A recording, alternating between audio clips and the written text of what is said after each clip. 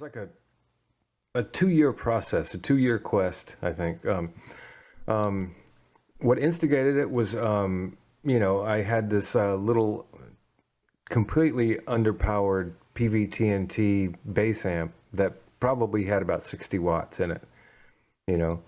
And I was taking it around to gigs and playing with these incredible drummers that were killing, and my hands were like, had calluses. They were tensing up during the middle of tunes. I had to shake my hands out. And when any amp is at the sort of limits of its electronic efficiency, the sound deteriorates. You know, if you don't have headroom to bring out the dynamics, the amp is operating at the limit all the time. So the sound, just suffers completely, as well as my technique.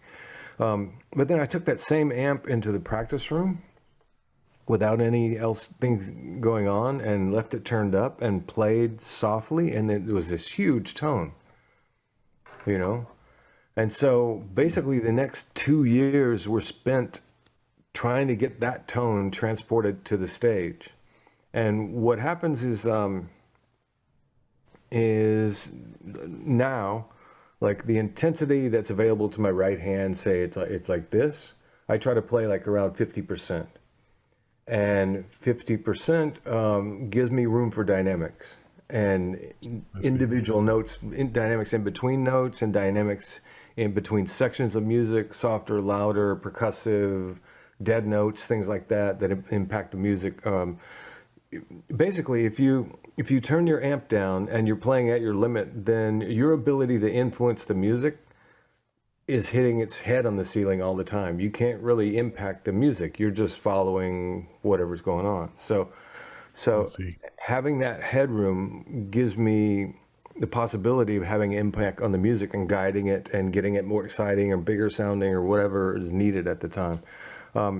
So I spent 2 years constantly like pawn shop, trading, swapping, building, configuring, until finally, like 2 years later, I had a PV power amp. It was like 400 watts per side and two 15-inch cabinets.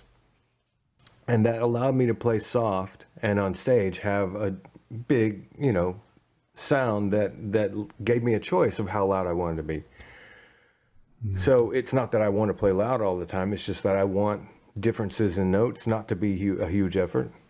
And so also during that time, I spent like a couple of years, I would say during this time, 2 years constantly having myself loud and playing softer. Because I noticed the difference in tone when I turned the amp up and played softer was huge and fat. And when I turned the amp, when I had a less powered amp and tried to play it, I had to play harder, and it was like a softer sound. I was lucky that North Texas State had a physics for musicians class, and they talked about waveforms and stuff like that. And so what I kind of observed, or what I deduced from this experience, was that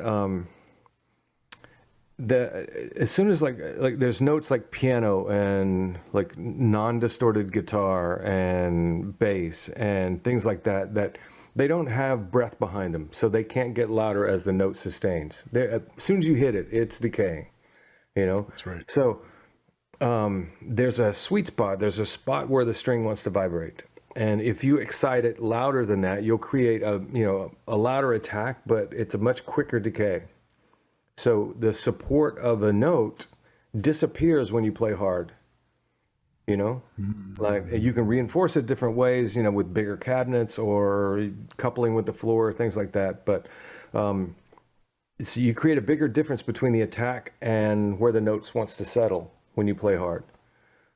If you crank the amp and play softer, the speaker acts like it still has that big attack. You still have impact, but milliseconds later, it's still on that groove, sustaining that loud note with all this air and support and fatness with it, Right. So it was like a long period of discovery. It wasn't like an event thing. It was just like kept experimenting, kept reducing the intensity. So one of the things that feeds is that when you don't play so hard with your right hand, you can have your strings lower. which makes it easier for the left hand to play. You also get your strings closer to the pickup, which gives more output to your system, so there's tons of benefits. And then you get things like dynamics, available to you. So yeah, that's interesting, especially these days where most of the music is so compressed. And especially, and this is interesting, my first instrument is saxophone. And even saxophone players, there's a tendency to sort of, that sort of really aggressive, open sound at like a full dynamic, kind of level. And not a lot of them have the sort of capacity or nuance to be able to play lower dynamics, which of course you're missing out on on lots of opportunities for expression that way. Right.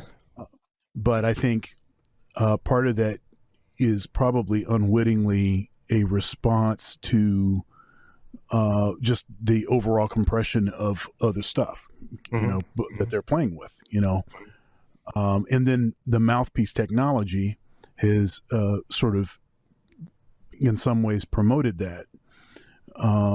If you have like a big baffle in your mouthpiece, then playing soft and or playing with stuff like subtone, is much more challenging to do, and you end up kind of robbing frequencies from the lower partials, in the sound. But you can also play like louder, and playing maybe altissimo stuff might be a little less challenging to do. So it's like kind of the trade-off thing.